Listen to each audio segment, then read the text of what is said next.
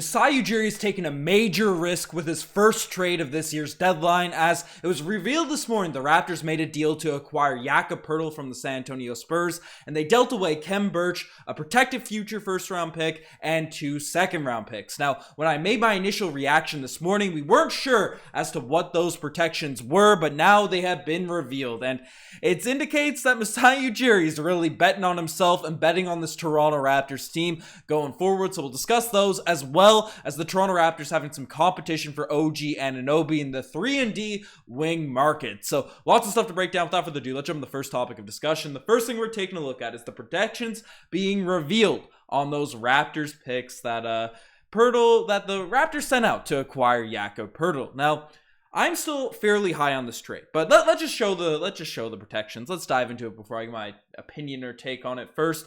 But the Toronto Raptors have sent out a 2024 first-round pick that is protected in slots number 1 through 6 in 2024, 2025, and 2026. So if the Raptors do select within 1 through 6 during any point during those years, the Raptors get to keep that pick, and then it turns into the 2025 pick that's available to the Spurs that's not, falling in through those protections. So that's essentially how this trade works regarding that first draft pick. And then the 2 picks that we sent out in the second round are this year's second round pick as well as the 2025 second round pick as a part of the deal to acquire Poeltl from the Spurs. Now, this is interesting, and this makes more sense why the San Antonio Spurs accepted this deal given their high asking price for Jakob Poeltl. And again, this isn't something that I'm cheesed about. Poeltl fills a massive 7-foot hole the Toronto Raptors have had on this team for a long time, and he's putting up solid stats this year. I mean, 12 points per game, 9 rebounds, 3 assists per night, right? 1.1 blocks, a really solid rim protector, a good defender, shoots from around the field, but again, not a floor spacer, doesn't hit his free throws that often, not uber athletic to block a lot of shots. So he has his pros, he has his cons, but he will be a big help to filling a lot of the Raptors' needs for this season. But giving up a pick, a first-round pick that is only protected 1 through 6, a lot of people were under the impression this was at least top 10 protected, if not lottery protected, one of those sort of range. But we could be missing out on a very, very solid player if our draft pick ends up following, 7th, 8th.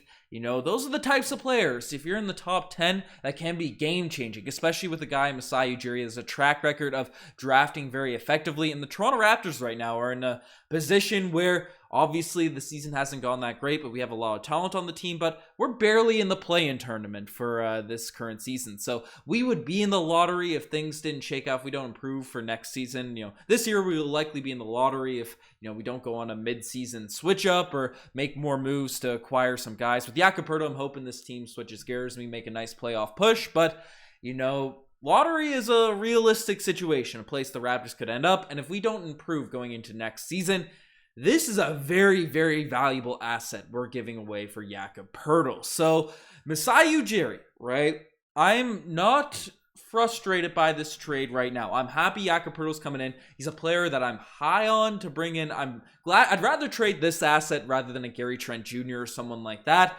But we're going to need some more moves. You're going to need to ensure that this team by next year is playoff contender. Like, we are not in the middle of the pack in the Eastern Conference, and that pick is going to be an asset that's not that valuable because the Toronto Raptors are in a position right now where they betted on themselves and they can't go rebuilding. They can't go tanking for Wembanyama and taking risks to say, hey, maybe we can develop through the draft and all that. Like, we have enough talent on this roster where unless we completely gut the thing for next season, we're not going to be in the bottom 6 as, who knows. I wouldn't have said that about this year, and then some people talk about the Wembanyama stuff, but like, we need to be good. We need some more moves to happen ahead of this trade deadline, or at least this off season, because we took a massive risk there, and we need to bring back Jakob Poeltl, which, it wouldn't make sense to give up all of these, 2 seconds, which could be valuable for the Raptors, and a first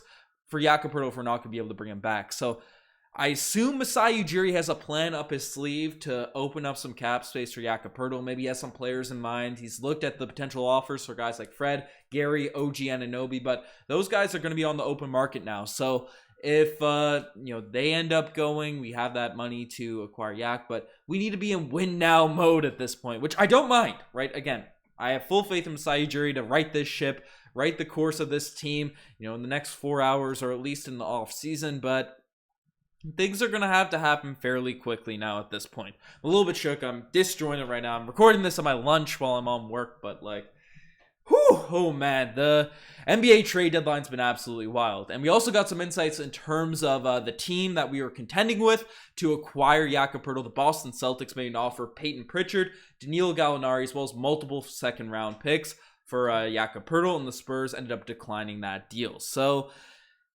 do we have to give a top 6 protected pick? Is that the protection we to compete with that deal? I mean, top 10 could have been fine. That's my take there. But the Spurs, like the Raptors, are hard negotiators, so it's interesting. It's wild. The Raptors are always giving up their first round picks to San Antonio, but I've seen a lot of mixed reviews. Our Discord is going absolutely crazy in terms of opinions on this, so definitely check that out, and subscribe to the channel if you haven't already. It means the world to us. So we're trying to grow this, and you want to stay up to date with everything surrounding this trade deadline, do that. But we have some more news to cover in this video. A quick one.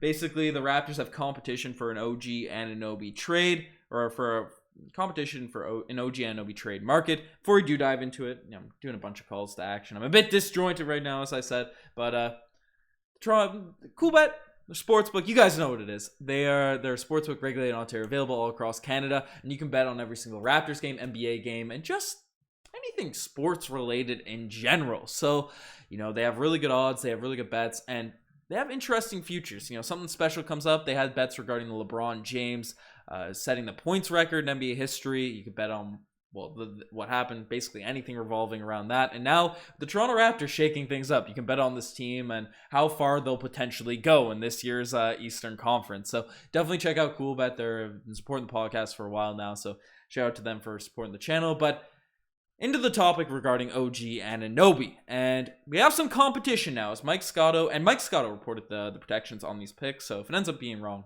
it's on him, blame him. But sources saying that Miles Bridges continues to draw trade interest after being dealt to the Nets in the Kevin Durant trade. Details on interest from the Grizzlies and potential teams that the Nets could flip Jay Crowder to as well. So basically, couple 3-and-D guys are now actually on the open market. There was a moment there where it seemed like OG Anunoby was the only guy that could potentially be moved, could potentially be dealt, but the Nets could also potentially flip a guy like Bridges or Jay Crowder out there, which, again, provides similar value to OG Anunoby. So he's not the only 3-and-D player, guy that can play defense and lock up some dudes on other teams. So, Masai Ujiri is going to have to be crafty. He's going to be able to have to shake things up to get the right value back if we are going to end up dealing OG. By all the indications, it seems like will be the case. But unfortunately for Nets fans, from my understanding, I don't know if they could make it a 3-team deal with the Kevin Durant stuff, or if that's already made official, but the Nets would have to only send just Bridges out and receive.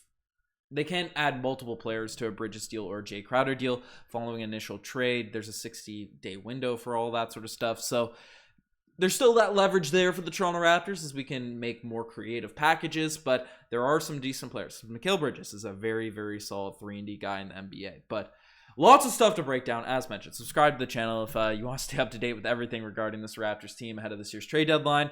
Anyways, I gotta get back to work. You guys are the best. I'm signing out.